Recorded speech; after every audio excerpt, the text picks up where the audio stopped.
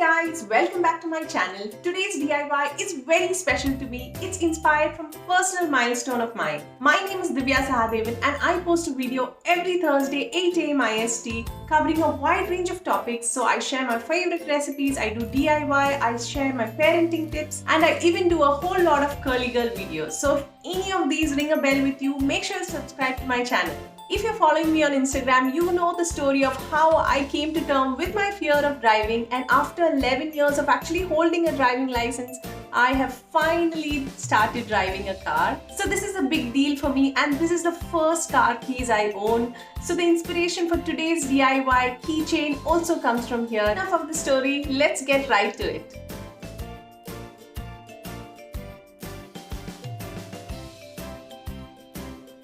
So first let's take a look at the items we need. So first and main thing we need is this D keychain or a hook D. You can get this on Amazon, but I picked this up from my Itsy Bitsy store. I'll try and get a link attached on my description. You need some tape just to hold down the keychain while you're tying the knot, scissors, and you can use macrame thread, which is what I had, and I also had this jute thread. So I was really interested to know how my macrame would look if I used jute. And you need to have a closed tooth comb.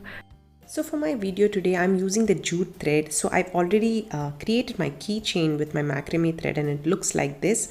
It's really simple to do, guys, and this is the first time I actually made my keychain. You need to know only 2 knots, one for the V, and then you need to know a knot to do the interior or the inside of your diamond.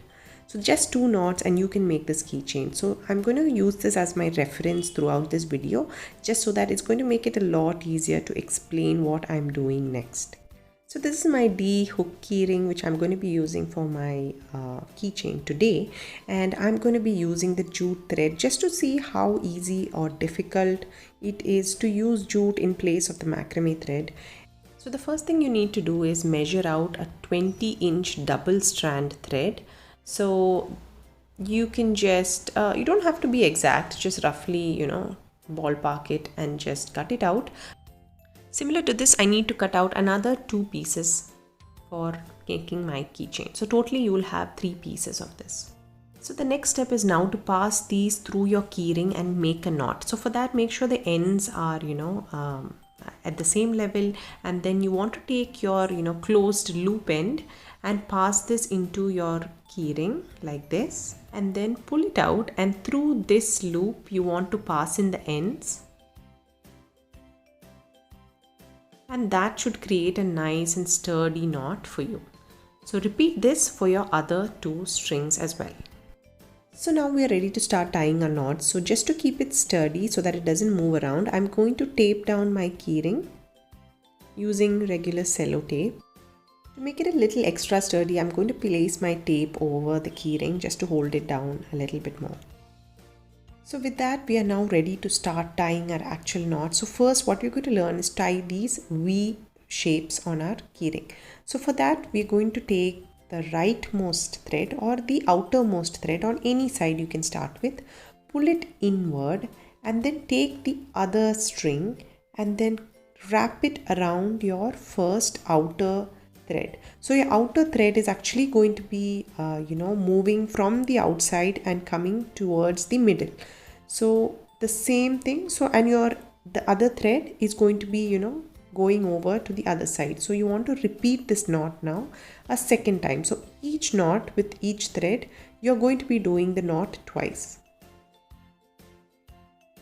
So that is one thread, and you can see now the thread on the left has come to the right, and I'm going to place it to the right. Now I pick my next thread, which is on the left, and again the thread which I have, which was the outermost, I'm now again placing it over the left thread, and then the left thread I'm going to wrap it into the loop over the steady thread or the thread which is moving, and that creates my loop like this. And then I want to repeat that knot.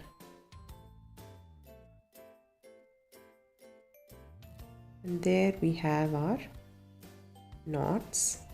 So now after I've done it on my 2 threads, I'm going to place these 3 threads to the side, and I'm going to take my outermost on the left hand side and just repeat the same process. So I'm using the left thread and placing it over the inner thread, tying a knot and then repeating the knot here. So now after I finish this one thread, I'm going to place it aside. I'm going to pick up my next thread, my steady thread or my outermost thread. I'm going to place it over my next thread, wrap around this thread and then tie the knot. And then one more. I hope it's clear. I'm not sure how much you're able to understand, but I really hope you get it. It's really simple. It takes a little bit of practice to get the knot first time, but then it gets easy. You get the hang of it.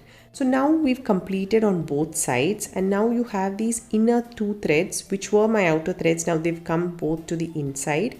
So for that, what I'm going to do is I'm going to take my left inner thread, place it over the right, and now this right thread, I'm going to wrap it around and take it into the loop, and that creates my knot. And similar to the other knot, I'm going to do this twice.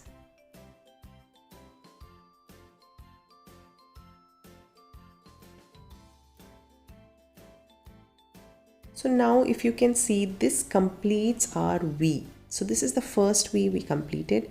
Similar to this, I want to do one more V. So I'm going to repeat the process, the same process one more time. So I'm starting with my outer thread, moving inwards, picking each thread, and then once I finish with one side, place it to one side and then take up the other side, again starting from the outer thread and then moving slowly towards the inside until both my outer threads are in the middle, and then I'm going to follow the same process to close my V. And now we're moving to the next step, and we're going to put these outward V's, or the opposite of the knot that we did now. So instead of moving from outward to inward, now we're going to move from inward to the outward. So I'm taking my innermost thread, passing it over my right thread, and I'm looping my right over the innermost thread. Again repeating this with a second knot. Now once that is done, I'm placing that to the side and I'm taking my outermost and then wrapping it around my innermost thread and then repeating that knot twice. So you can see how clean, and it's actually pulled my innermost thread to the out. Now again placing these 3 to the side, I'm again starting with my left side with the innermost thread, wrapping it around the left thread, and that will give me a knot, and then I'm repeating this with a second knot.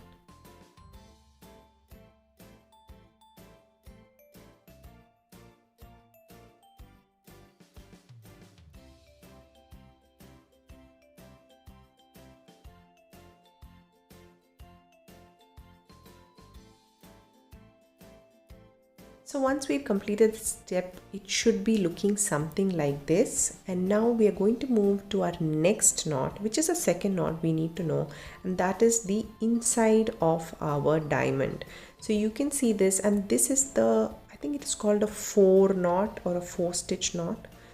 And the reason, because it resembles a 4. So what we're going to use is only these 4 strands in the middle, and I'm going to take my rightmost thread and then place it like a 4 on top of my 2 middle strands.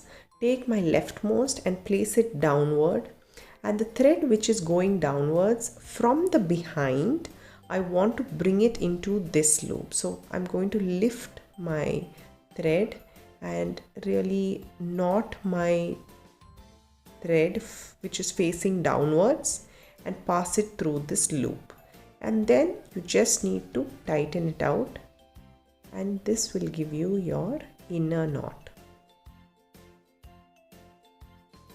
And we did this from the leftmost thread, we use the leftmost thread to create the loop, and the second knot, again the same knot, we're just going to do it on the other side. So again, using the 4 threads in the middle, I'm using the left thread to create the 4, and then the right one goes down, and then the downward facing thread is passed from the behind into the loop. Now all you want to do is tighten it up, and that should give you your inner diamond knot.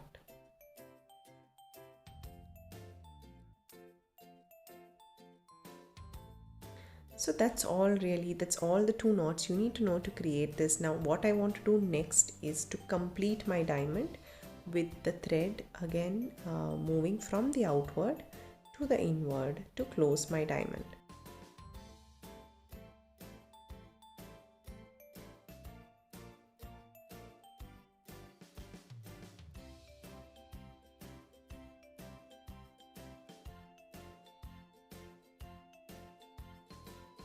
So now I want to add one more layer of the knots going from outward to inward. So I'm just going to repeat this process.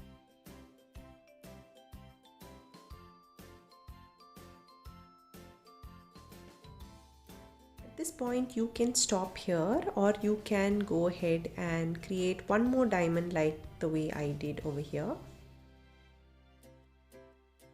I do have some amount of thread still left, and I think it looks pretty a little extra long, so I'm going ahead and creating my second diamond.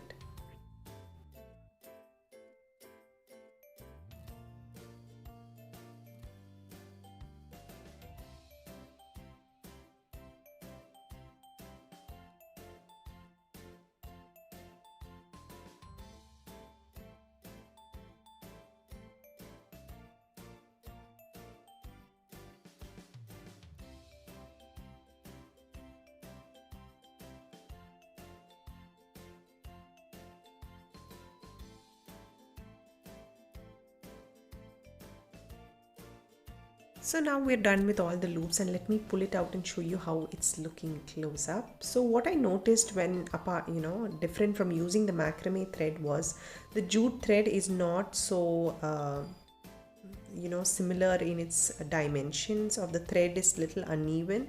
So it's a little, some parts do appear a little bumpy. It's not very smooth to tie. So if this is the first time you do it, I really strongly suggest that you go with the macrame thread. So now I'm just getting my ends pretty, and I'm just wondering how to go about it. I've given it an angled cut, and I am giving it a diamond kind of shape, a pointed shape at the end. And similar to my macrame, I'm opening up my strands to see how that's going to work out on my jute strand. I'm not sure, but let's give it a try. And I'm opening it up for all my 6 strands. Though the macrame thread is really soft and fine, the jute is a little coarse and hard, so it will not fall that well. I'm brushing it out to see if that gives me any luck, but as you can see clearly it's not like the macrame, which is really soft. So what I decide instead is to kind of tie up my ends like this. And for that I'm just taking one end of the strands and just tying it around, and taking the other end and just tying it in a knot. I'll cut off the extra ends of the strand which are standing out like that. And now I want to just give it an angle. And this is the final look of my jute macrame keychain. So both of them are kind of different in the kind of aesthetics it provides. So the macrame is kind of neat, and the design comes out really well, but the jute is more rustic, still has a different kind of beauty to it. I think I like them both. Maybe I'll gift one. I'm still deciding, but it's really pretty and really worth giving a try. If you love the macrame, make sure you check out my DIY macrame feathers, which is super easy to make using just one knot. And this was the first macrame I learned to make. It adds a really nice, quirky, bohemian decor to your home. So make sure you check that out. It's linked right here on my video. So guys, if you like this video, give it a thumbs up. Make sure you subscribe to my channel. I'll see you again next week with a new video. Until then, take care. It's me, Dhivya, signing out.